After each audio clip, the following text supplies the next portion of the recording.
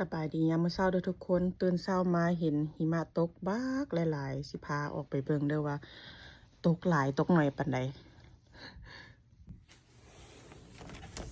เปิดประตูออกทางกะลาดโอ้ยจนล้นรถอีพ่อเรามากวดออกจากรถคันหนึงไปแล้วรถอีเมเบิ่ง สังเกตเบิ่งรถข่อยมาเมื่อคืนนี้มาแต่ตลาดความหนาของหิมะคือหนาค่ะเต็มหมดเลย อากาศหนาวบ่ให้เว้าล่นมาเลยหันมาทางนี้เด้อมันต้นไม้ขนาดบ้านหิมะลงมาจับแทนเป็นอันดอกไม้